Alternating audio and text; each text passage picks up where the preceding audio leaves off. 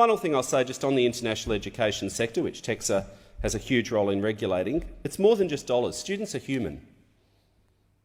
They're usually young people who've often made huge sacrifices from them and their families to come and study in our country at some of their formative years. We should welcome that.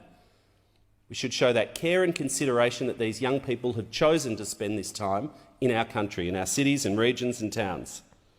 Instead, we have the Prime Minister showing an appalling lack of empathy, getting up last year and saying, well, if you don't like it, go home.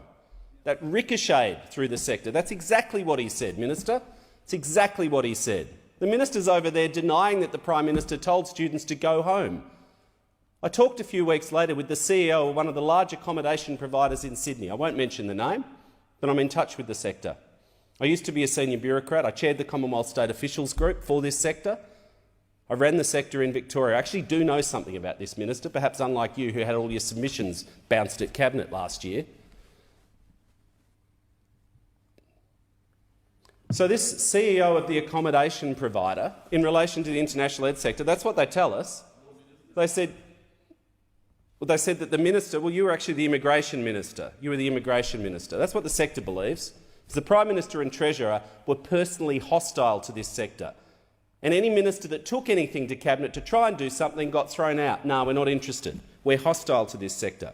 But the CEO of this accommodation provider told me very clearly that the day after the Prime Minister said, if you don't like it, go home, he had students lining up at the front desk, taking that literally, saying, well, I have to check out. The Prime Minister told me to go home.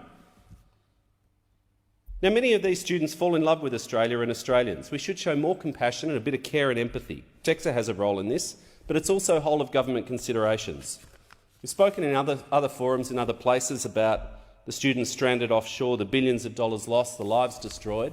But I also just want to place on the record that there's another group of students, not the current or prospective students, but the students who've already made that investment in Australia, who frankly were sold a promise by the government, that if they studied here for 3 years or 4 years or whatever the period was, they'd get a 485 visa, a graduate 485 visa, and be allowed to stay and work in Australia for 1 year or 2 years, as the case may be. The government should do the right thing by these students and actually commit that they will extend, renew or allow students to enter when the borders are open and it's safe to do so. We've got tens of thousands of students around the world trashing Australia's reputation. They feel misled, they feel abandoned by the government that can't even extend them that olive branch and say, we know you've invested in Australia, we know we made you a promise, we will honour that promise. We may not be able to do it now, but we will honour it.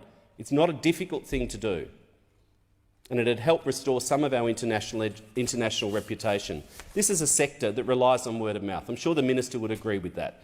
This is a sector which overwhelmingly relies on word of mouth from former students who've studied here, from current students saying to their mates and their families back home, Australia's a good place to come and study, you should come here. That's what marketing of international ed is fundamentally about. And the word of mouth right now for Australia is being trashed.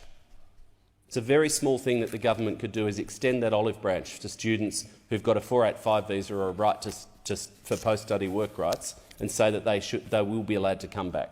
Thanks, Deputy Speaker.